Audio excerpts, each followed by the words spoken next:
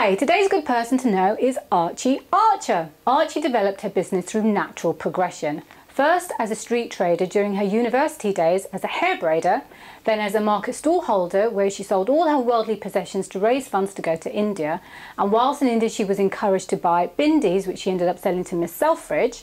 She also manufactured tattoo stencils and transfers, which she took to the London Clothes Show with a henna artist to give live demonstrations. And it was here that she developed an understanding for services in the exhibition sector.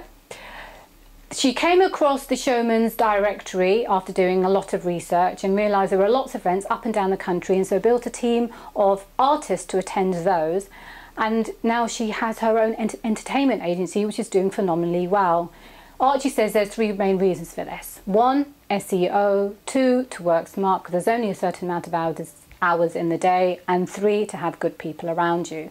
I hope you find this video very, very, very educational. It's a live journey as to how Archie developed her success and how her career has just evolved over time. I hope you, looking at your own business, can see that there's natural progression so that your business can go to the next level. A friend of mine was a hair braider, and I used to sit with her and she'd put braids in my hair in the morning to draw a crowd. As soon as she created something visual to watch, one of the students would want their hair braided. So I started hair wrapping. In the 4th year, one of the hair braiders came back from India and began doing henna tattooing on the street. It was much faster than hair braiding and far more lucrative. I dreamed of owning a sports car, and I think that dream helped me turn vision into reality. I decided one day that I'd also run a market stall, but I'd buy my stock in South America or India. Over 6 weekends, I sold everything I owned in the world. Whilst in Delhi, I bumped into a neighbour from Goa, and she'd taken me to a bindi wholesaler, saying, "You've got to buy these things.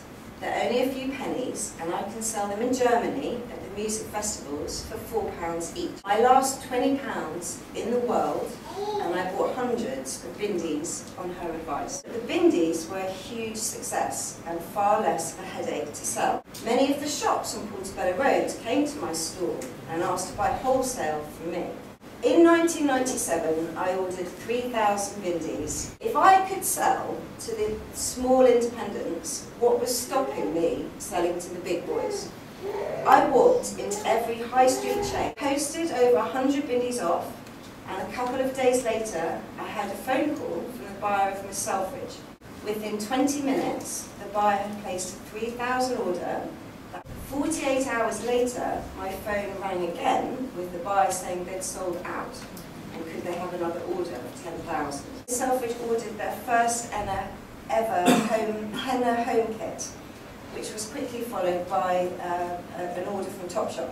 Seeing another gap in the market, I quickly started manufacturing tattoo stencils and transfer tattoos. In December 1998, I took a Prince's Trust subsidised stall at the Clothes Show. I took with me the rest of my henna kits and another henna artist, as I thought it would be good to show how to use the kit on a stall. I discovered the world of service at exhibitions. Did a bit of research and I stumbled across something called the Showman's Directory, which lists every outdoor event. Through being a henna artist, I've met lots of other performers. Setting up an entertainment agency seemed to be the next logical step. Can't emphasise enough, I put this down to 3 things. The first is SEO, search engine optimization. We have an incredible presence on Google. We don't do any cold calling, we don't advertise, and we don't exhibit. The second, minimum effort, but maximum reward. And that doesn't mean work lazy, it just means work smart. The last thing is about having people around you who you can talk to.